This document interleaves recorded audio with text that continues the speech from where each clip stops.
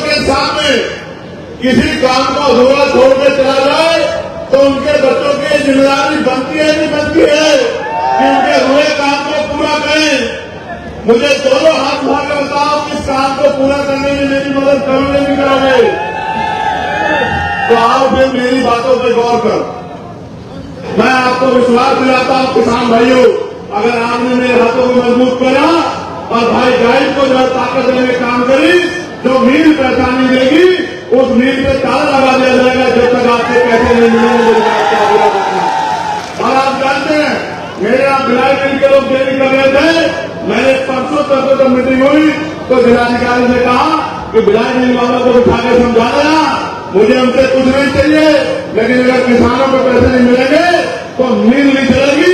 इस मील पे ताला लगाने का काम यहाँ का मौजूदा सांसद करेगा, इस बात को आप ध्यान रखना। इसलिए मैं आपसे कह रहा हूँ, मेरे मन में तो बहुत सपने हैं और सपने ये सुनो कि कुटीर उद्योग लगने चाहिए और ग्रामीण क्षेत्रों में महिलाओं को रोजगार मिलना चाहिए। मैं तो बहुत बचपन से देख रहा हूँ, मेरी माए पशुओं पालती है और पशुओं का दूध बेच बेच के अपने बच्चों को पालने का काम करती है।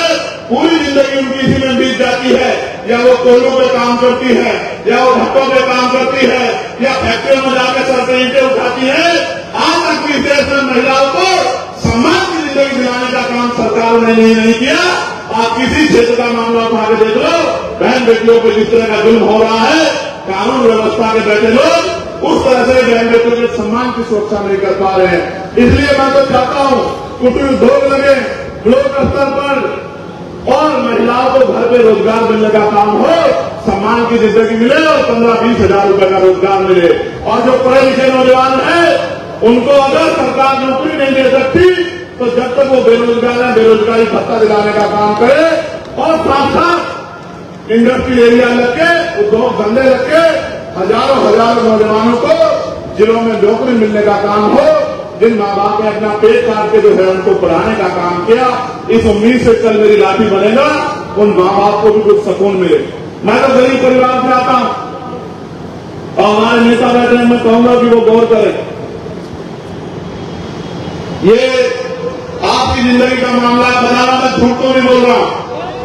आज गरीबी का आनंद ये है कि बेटा पिता के सामने हाथ फैलाकर कहता है कि मुझे सामान चाहिए और बाप चाहता है कि अपना दिल निकाल कर दे दे अपने बच्चे के लिए, लेकिन जेब में पैसे नहीं होते तो आंख में आंसू लेकर चला जाता है, नहीं चला जाता? बताओ, मैं झूठ तो नहीं कह रहा हूं, ये सच है या नहीं है? बताओ। तो इस देश में जो अमीरी और गरीबी की खाई खड़ी कर दी है, इस खाई को पारने के लिए लोकतांत्रिक व्यवस्था में इन निकम्मी सरकारों को हटा के काम करने वाले लोगों को आपको बिठाना पड़ेगा। और जिस दिन काम करने वाले लोग आ गए, मैं लिख के देता हूं कि किसी गरीब का हाथ फैलेगा नहीं, वो गरीब का इतना सक्षम होगा कि वो किसी दूसरे की मदद कर सके। जो पॉलिसी हमारी मैंने पार्लियामेंट में उठाई, आपने सुना नहीं होगा, और मैं आपको कहता हूं, बताना किसने पॉलिसी दी है क्या कि एजुकेशन पॉलिसी ऐसी होनी चाहिए कि चाहे प्राइम मिनिस्टर का बेटा हो या राष्ट्रपति का या मुख्यमंत्री का या केंद्रीय मंत्री का या स्टेट मिनिस्टरों का या डीएम का, एसएसपी का, सीओ का, दरोगा जी का या गांव के सरपंच का, जिला पंचायत का, या आम मजदूर किसान का बेटा, सबकी पढ़ाई सरकारी स्कूल में होनी चाहिए। होनी चाहिए उनको बताओ क्यों होनी चाहिए? सुनो, अमीर को पढ़ा लेंगे प्राइवेट में, गरीब कहां पढ़ाएगा? कहां पढ़ाएगा? सरकारी है, और सरकारी में मास्टर कहां है? और पढ़ाई कराओगे सरकारी में, आप बताओ। और अगर सरकारी में पढ़ाई लानी है तो फिर जिलाधिकारी के बेटे को पढ़ाओ, एसएसपी के बेटे को पढ़ाओ, मंत्री के बेटे को पढ़ाओ, विधायक के बेटे को पढ़ाओ, क्योंकि कानून को बनाते हैं, कानून को वो लागू कराते हैं। जब उनके बच्चों को अच्छी पढ़ाई मिलने की बारी आएगी तो गरीब किसान मजदूर के बच्चे को भी अच्छी पढ़ाई मिलेगी। और जो जेब कटाई होती है इस नाम पर प्राइवेट स्कूलों में, वो जेब कटाई बंद हो जाएगी। मैंने कहा पार्लियामेंट में कि हेल्थ पॉलिसी ऐसी होनी चाहिए कि गरीब को भी बेहतर से बेहतर इलाज मिलेगा। कैसे? अमीर को प्राइवेट में चला जाएगा, गरीब तो आ जाएगा, बताओ कहां जाएगा? तो मैंने कहा कि सरकारी अस्पताल में सुविधा कब आएंगी, डॉक्टर कब मिलेगा, मशीनें कब होंगी, टेस्ट कब होंगे, दवाइयां कब मिलेंगी?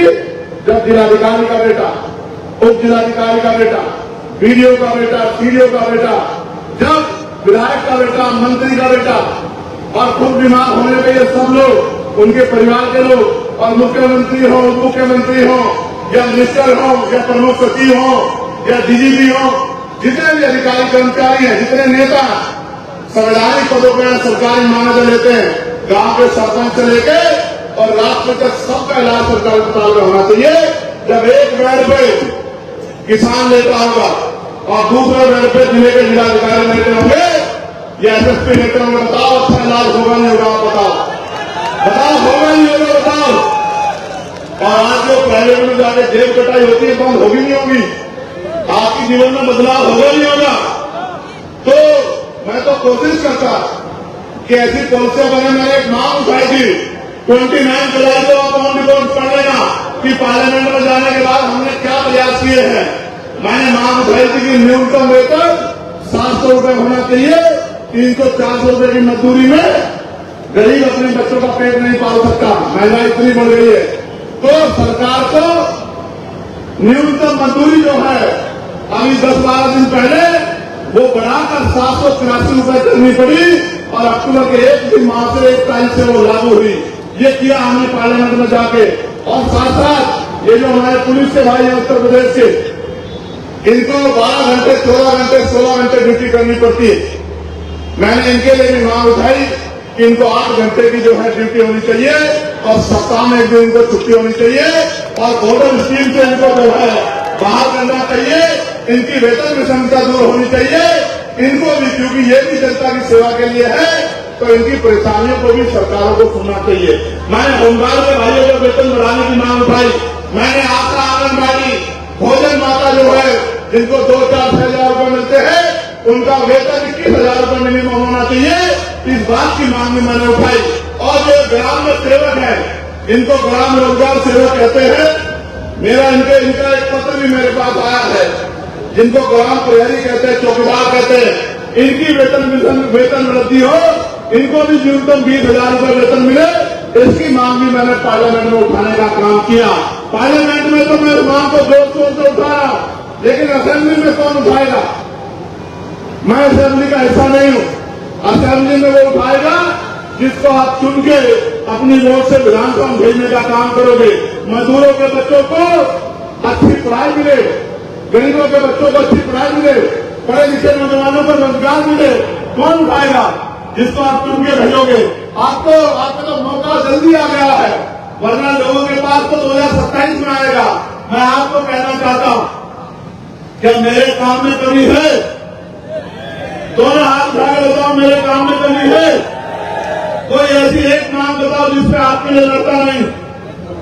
क्या कभी आपके लिए जेल की परवाह करी? क्या लाठी की परवाह करी? और तो गोली भी खानी पड़ी, क्या गोलियों से डरा? तो जब मैं पीछे नहीं हट रहा हूं, तो महापुरुषों के सपने को पूरा करने के लिए आप लोग क्यों पीछे हटना चाहते? बताओ, मदद करोगे नहीं करोगे? मैं विश्वास दिलाता हूं किसान भाइयों को कि किसान किसी के दफ्तर में कागज लेके नहीं खड़ा होगा अगर उसने मुझे ताकत देने का काम किया, भाई जायज को ताकत देने का काम किया, वोट की ताकत से मजबूत करने का काम किया। मैं आपको विश्वास दिलाता हूं, हम संघर्ष करेंगे, इतना संघर्ष करेंगे कि हर गांव तक, गली गली तक जाएंगे। हमने तैयारी करनी है। ये इम्तिहान है मीरापुर के लोगों, इस इम्तिहान को अपना इम्तिहान बना लो। ये जो मेरा इम्तिहान है, जाहिर का इम्तिहान है, आजाद समाज पार्टी का इम्तिहान है, इसको अपना इम्तिहान बना के एक ताकत यहाँ से बना के दे दो। और फिर आप देखना कि पूरे प्रदेश में गली गली गांव घूम के, और मैं विश्वास दिलाता हूं अपने पिछड़े वर्ग के भाइयों को, पाल समाज के भाइयों को, प्रजापति समाज के भाइयों को, कच्चर समाज के भाइयों को, गुर्जर समाज के भाइयों को, जाट समाज के भाइयों को, सिख समाज के भाइयों को और तमाम सैन समाज के भाइयों को, विश्वकर्मा समाज के भाइयों को, कि उनके बच्चों को भी जो आरक्षण का लाभ मिलना चाहिए था 52% आबादी होने के बाद, इस आरक्षण को बढ़वा के जातिगत जनगणना करा के 52% कराने का काम भी हम लोग करेंगे। मेरी बात को आप याद रखना। मैं तो आपसे कह रहा हूं, डर के साए में क्रिश्चियन समाज के लोग, मुस्लिम समाज के लोग, कोई दाढ़ी पकड़ के मार देता, कोई टोपी पहनने में मार देता। और आज तो आलम क्या हो गया, एक कहावत बना जा रहा है वीडियो बनवा के कि हर धर्म के इसके खिलाफ, कभी बुद्धिस्टों के खिलाफ, कभी सिख भाइयों के खिलाफ, और ट्रेन बना के हजरत पैगंबर मोहम्मद साहब के खिलाफ जिस तरह की बयानबाजी करके जो है वही बंटवारा करने का, हिंदू मुस्लिम करने का जिस तरह का प्रयास किया जा रहा है, ये भी किसी छिपावा नहीं है। और ये जो लोग भाषण देते हैं चाहते हैं, मैं आपको भी सावधान करते हुए कहना चाहता हूँ, ये चाहते हैं कि आप इलेक्शन करें, सड़कों पे आए, और जब आप सड़कों पे आएंगे तो इनका एजेंडा कामयाब हो जाएगा। जो सरकार में लोग बैठे, मैं आपको कहता हूँ, आप मत आओ सड़कों पे। जब आपने हमें वोट दी है और हमारा साथ देने की बात कर रहे हो, तो आप पे आंसू पोंछने का काम और आप पे हर उठी हुई उंगली को रोकने का काम हम लोग करेंगे। इस बात का भी आप लोगों को विश्वास और वचन देता। लेकिन मैं आपसे कह रहा हूँ, इनकी कठपुतली मत बनो, इनकी बातों में मत आओ, ज्यादा लापरवाह मत बनो। आप समझदार लोग हैं, ये कोई बहुत ताकतवर लोग नहीं है जो इस तरह की भाषा का प्रयोग कर रहे हैं, और किसी धर्म के लोग इनको पसंद नहीं कर रहे, यहाँ तक कि हिंदू धर्म के लोग इनको पसंद नहीं करते, लेकिन ये अपने नेताओं के एजेंडों पर काम कर रहे हैं। हमें समझदारी दिखानी है, लापरवाही नहीं करनी। मैं आपको भी कहना चाहता हूँ, जाहिद भाई प्रत्याशी है और वो मेहनत कर रहे हैं, और मैं अपने साथियों को कहना चाहता हूँ, पुराने साथियों को जो मैं देख रहा हूँ कि आज जो है वॉलंटियर की ड्यूटी कर रहे हैं, मैं उन सबको कहना चाहता हूँ, हरियाणा में परिणाम हमारे फेवर में क्यों नहीं गए, सुनना चाहते हो? करनी बात है, इसलिए मेरे फेवर में, क्योंकि वहां आप विरोधियों से नहीं लड़ रहे थे, आपस के मन मुटाव से लड़ रहे थे। मैं जानता हूं आपकी ताकत को। जब जब आपने एकजुट होकर काम किया है संगठन और पार्टी के लोगों ने, तो फिर कोई लक्ष्य नामुमकिन आपके लिए नहीं है। लेकिन जब जब आपने मिशन से भटककर किसी व्यक्तिगत स्वार्थ पे या अपने आप को किसी को नीचा दिखाने के लिए काम किया है, तो उसका नुकसान पार्टी संगठन को हुआ है। मैं आपकी ताकत से वाकिफ हूं। मैंने आपकी ताकत दिल्ली में देखी, जब मैं पहली बार जब मेरे ऊपर मुकदमे लगे और आपने दिल्ली लाने का काम किया। मैंने आपकी ताकत एनआरसी के आंदोलन में देखी, जब आपने मेरी एक आवाज पे पूरे देश में आंदोलन करने का काम किया। मैंने आपकी ताकत जब दिल्ली में सदगुरु गुरु रविदास जी महाराज गुरु भट्टोदय गया, तब मैंने आपकी ताकत दिल्ली में देखी कि आपने केंद्र की सरकार को और सुप्रीम कोर्ट को झुकाने का काम किया। मैंने आपकी ताकत 2 अप्रैल में देखी। मैंने किसान आंदोलन में मेरी एक आवाज पे जिस तरह से 13 महीने आपने साथ दिया, मैंने आपकी ताकत वहां देखी। और जब पहलवान बेटियों का अपमान किया गया, दिल्ली में जंतर मंतर का आंदोलन हुआ और आपने मेरी एक आवाज को खड़े होकर आके बाकी सरकारों को ऐलान करने का काम किया कि हम पहलवान बेटियों के साथ है। मैंने आपकी ताकत तब भी देखी। लेकिन मैं जानता हूं, क्योंकि आप सीधे लोग हैं, इस देश में 100 साल से जो पार्टियां काम कर रही है उनको भी एहसास नहीं है। उनके आगे कुछ अच्छे बुरे लोग हैं, लेकिन आपको लक्ष्य को लेकर निकले हैं। आपका कोई अपना लक्ष्य नहीं है। आपका लक्ष्य हाथों में अंतिम जो व्यक्ति है उसको सम्मान और सुविधा और अधिकार दिलाने का लक्ष्य है। तो मैं आपसे कहूंगा, ये जिम्मेदारी मैं उन लोगों के भरोसे छोड़ता हूं जिन्होंने मेरे आए बगैर ही आटा जिला पंचायत मुझे यहाँ से जिता के भेजे थे। मैं उन मुजफ्फरनगर के साथियों के भरोसे आपकी जिम्मेदारी छोड़ता हूं कि ये मीरापुर विधानसभा ना जायज लड़ रहे हैं, न इनका परिवार लड़ रहा है। ये मीरापुर विधानसभा चंद्रशेखर आजाद लड़ रहा है, और चंद्रशेखर आजाद को ताकत देनी है, कमजोर करना, ये आपको तय करना। आप जानते हो, अगर मेरी ताकत बढ़ेगी तो क्या कोई आप पे जुल्म कर देगा? बताओ, दोनों हाथ आगे मांगा कर देगा? कोई बहन बेटे की तरफ गलत से देखेगा? कोई अधिकारी आपको परेशान कर देगा? मैं तो आपको कह रहा हूं कि मैं आपके ऊपर छोड़ता हूं और मैं शांत हो जाता हूं। मैं आपसे पूछना चाहता हूं, क्या मेरे हिस्से में ताकत आनी चाहिए? आनी चाहिए? बताओ। नहीं, जोर से बताओ। मेरी आवाज का मैं नहीं मानता इस बात को।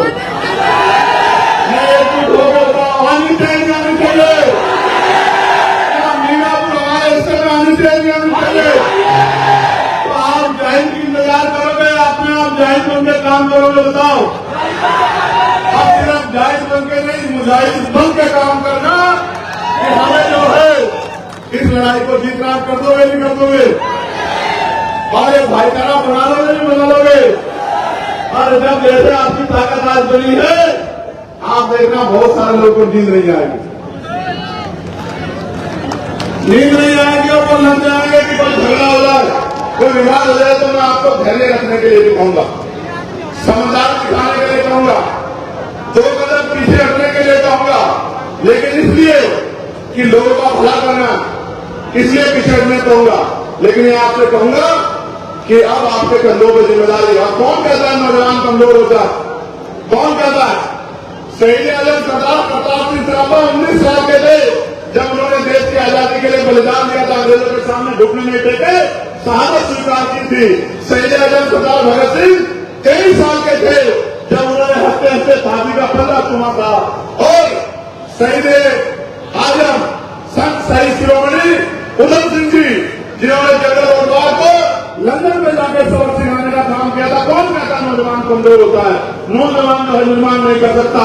और आपका अपना सिपाही, आपका सबसे छोटा वर्कर चंद्रशेखर आजाद, आज नौजवान जो है जितने बड़े लोगों के दांत खट्टे कर रखे, आप नहीं जानते हो क्या?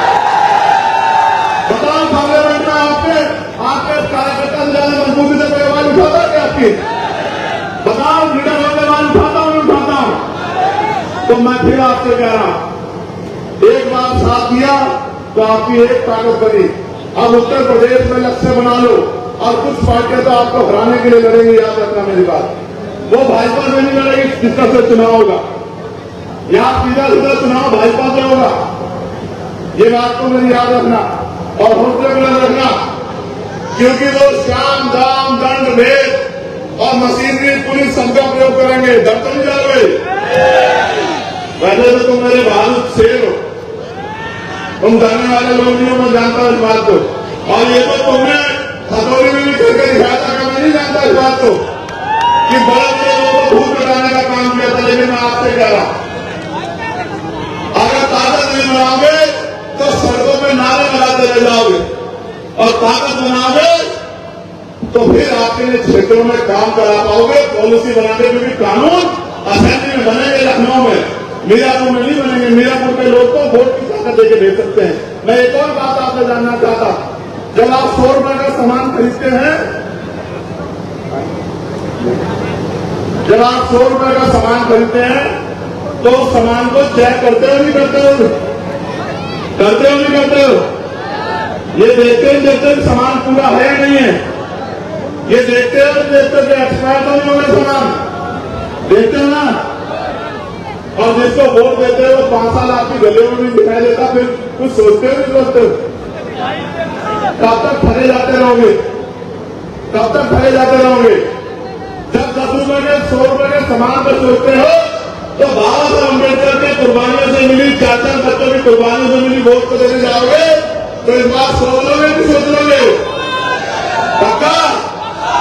तो बताओ फिर क्या होगा परिणाम? जोर से बताओ, और जोर से बताओ। चाहते हो नहीं चाहते हो जीते? दोनों हाथ उठा के बताओ, चाहते नहीं चाहते हो? तो ठीक है, फिर मैं धन्यवाद दूंगा मेरे छोटे भाई संजय रवि का, जो जिला पंचायत भी है वार्ड नंबर 45 से, और जिला सचिव है बसपा में थे, और 27 साल पार्टी की सेवा करते रहे, और 27 साल बाद, और आप जानते हैं खुशी से नहीं, मजबूर हो गए, क्योंकि अपने लोगों को मृत्यु नहीं दे सकते हैं, आरक्षण को खत्म होते नहीं देख सकते हैं, अपने बच्चों के हक अधिकार खत्म होते नहीं देख सकते हैं, इस देश की सरकारी संपत्ति को लुटते नहीं देख सकते हैं, इस देश की सरकारी नौकरियों को बर्बाद होते नहीं देख सकते हैं। निजीकरण के जरिए आपके अधिकारों को, आपके बच्चों के हिस्से को छीनते नहीं देख सकते हैं। इसलिए मैं, संजय और हमारे तमाम साथी, सब लोगों ने संकल्प लिया है कि अब हम चाहे मिट जाएंगे लेकिन अपने लोगों के अधिकार को छीन के इनके कुंडली मार के किसी को घर में नहीं देंगे। मैं धन्यवाद दूंगा हिमालय के सभी साथियों का, आजाद समाज पार्टी के सभी साथियों का, हमारे मिशन सर्वेंट के सभी नेताओं का, और हमारे अनुशासन समिति का, हमारे लीगल सेल के साथियों का, और सबसे ज्यादा धन्यवाद दूंगा आपका। मेरे साथ ऐसे दोनों हाथ मारे खड़े हो जाओ,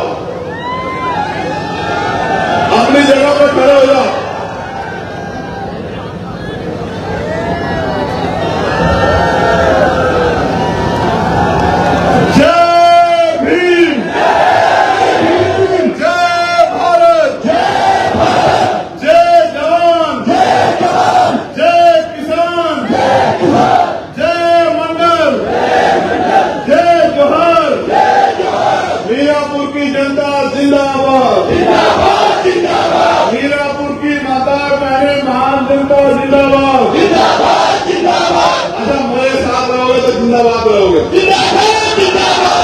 और अगर किसी और के चक्कर में पड़ोगे, सुनो एक कहावत है, आज मांगे को मांगे तो वही मिलेगा जो मिलता है। बताओ बदलाव चाहते हो नहीं चाहते हो? दोनों हाथ उठा के बताओ बदलाव चाहते हो नहीं चाहते हो? तो मेरे संदेश को गांव गांव पहुंचा दो या नहीं पहुंचा दोगे? अपने आप से वर्कर नेता बनकर काम कर लोगे नहीं कर लोगे? इस लड़ाई में मेरी मदद कर दोगे नहीं कर दोगे? पक्का? दोनों हाथ उठा के चलो फिर ठीक है। आप सबके बहुत बहुत बधाई और शुभकामनाएं।